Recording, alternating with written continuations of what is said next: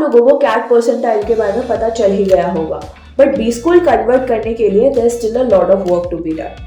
And personal interview is a competitive step and is a very important thing in your entire process. Hello everyone, today College Deco is back with some tips and tricks जो कि B School aspirants को MBA interview crack करने में help करेगा. So make sure you're watching this video till the end and subscribe to our channel for more such updates.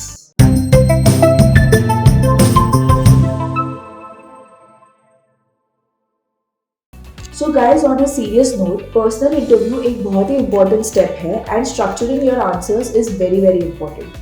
जैसे कोई भी job interview के लिए प्रिपेयर करता है, वैसे ही आपको अपने MBA इंटरव्यू के लिए प्रिपेयर करना है. So be aware and vigilant. Read newspapers, articles, make a list of all the hot topics, read about the college जहाँ पे आप इंटरव्यू देने जा रहे हो, and stay updated so that you can be confident and your communication skills are on point. अब तुम बोलोगे कि कैसे प्रिपेयर करना है for the PI round. So the best way of preparation is to understand the intent of the interviewer and the questions. तो जो भी तुम्हें क्वेश्चन पूछ रहा है उसका इंटेंट ये है कि what values will you bring to the new batch as well as to the companies that you will join after the degree. So keep that in mind and always remember the intent of the interviewer. अब बात करते हैं about the type of questions. तो एक MBA के personal interview round में you can face multiple type of questions, but here are a few types of questions जो कि डेफिनेटली होते ही होते हैं. फर्स्ट इज इंट्रोडक्शन, जिसमें उन्होंने आपके बारे में पूछ लिया, आपके फैमिली के बारे में पूछ लिया, to know about you more. फिर आते हैं एकेडमिक रिलेटेड क्वेश्चंस, जिसमें आपकी स्कूलिंग, आपने कहाँ से स्कूलिंग की है, कहाँ से कॉलेज किया है, बैचलर्स किया है, वो सब चीज़ें आपसे पूछ लेंगे.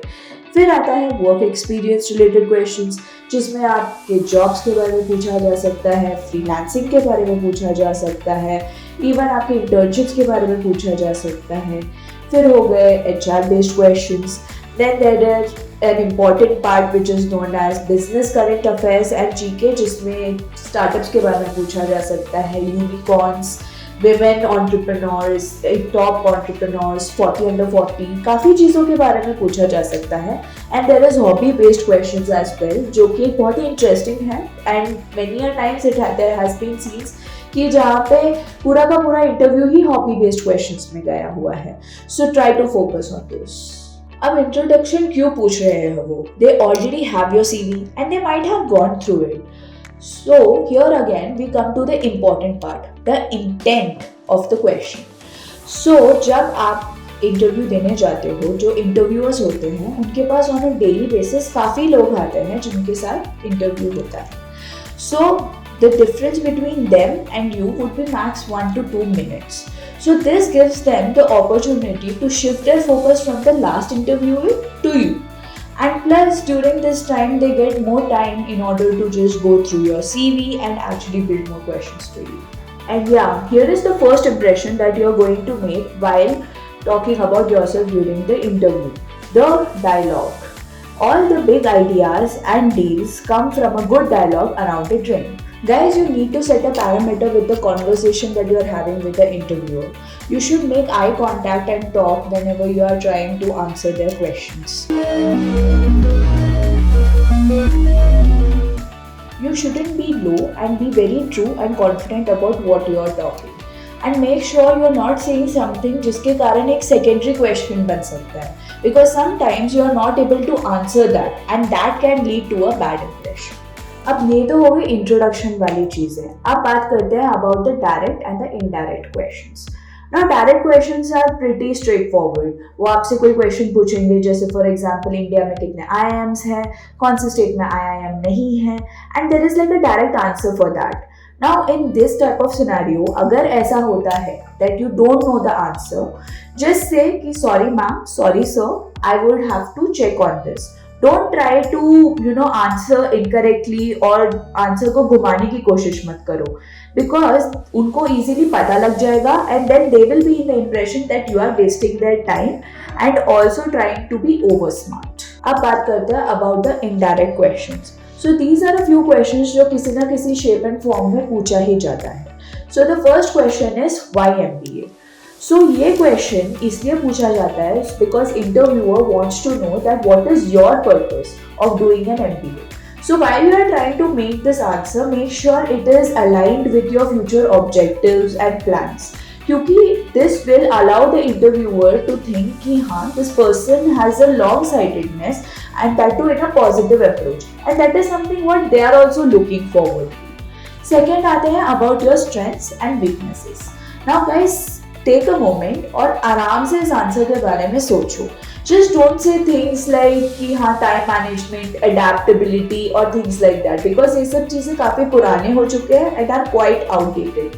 So आराम से सोचो, make genuine pointers and stay true to yourself when you are trying to answer these questions, because that will impress the interviewer. Now let's talk about gap years. So the thing about gap years is that nobody really cares कि आपने कितना gap year लिया है, and किसी के पास इतना time नहीं है कि वो बैठ के कैलकुलेट करेंगे कि आपका कितने गैप ईयर्स हुए हैं. ओके, तो अनलेस एंड अनटिल कोई आपसे पूछता है, आपको खुद नहीं बोलना है कि हाँ मेरे इतने गैप ईयर्स हुए हैं या नहीं हुए हैं. बेसिकली खुद के पैर में कुल्हाड़ी नहीं मारनी. Now remember that you are an eligible candidate और आप क्वालिफाइड हो, इसलिए आपको बुलाया गया है उस इंटरव्यू में. So don't be in distress. अब आता है सिचुएशन की पूछ लिया किसी ने आपको गैप ईयर्स के बारे में. So if you have a gap year of around 1 to 2 years and you have a good reason कि आप या तो जॉब कर रहे थे, आप फ्रीलांस कर रहे थे, कोई कोर्स कर रहे थे, कोई और एग्जामिनेशन के लिए प्रिपेयर कर रहे थे, basically you have a good reason, so it's all good, कोई प्रॉब्लम नहीं. बट प्रॉब्लम आती है जब थोड़ा सा लंबा गैप ईयर हो जाता है.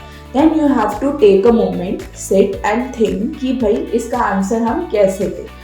अब gap years is something जो आपके sometimes control में होता है या नहीं होता है, but if you are convincing them and if you tell them that you have used this time in a fruitful manner, you were productive. For example, आप कोई कोर्स कर रहे थे, आप कोई चीज़ सीख रहे थे, you were learning a language, you were exploring a job opportunity or something like that, then it is fruitful. So overall इस बात को लेके ज़्यादा स्ट्रेस मत लो and confidently answer this question. This will not cause any issues to your overall interview process. Next हम बात करेंगे about the usage of English in the interviews. So हमने स्टार्टिंग से ही बात की है about the intent of the question. So having a conversation in English is kind of a must. अब ऐसा क्यों? द थिंग इज कि जो भी इंटरव्यू देने आते हैं उनसे ये एक्सपेक्टेशन होती है कि फ्यूचर में they would be interacting in the corporate world with the global leaders, foreign clients and so on and so fourth. So that's why having a conversation in English is a must. But relax, इसका मतलब ये नहीं है कि आप English में ही बात करो and you actually fail to put your point forward. So the most important thing in the entire process is to put your point forward. So of course you should know how to talk in English, but at the same time आपका main focus ये होना चाहिए कि आपका answer interviewer को satisfy कर रहा है. So remember that.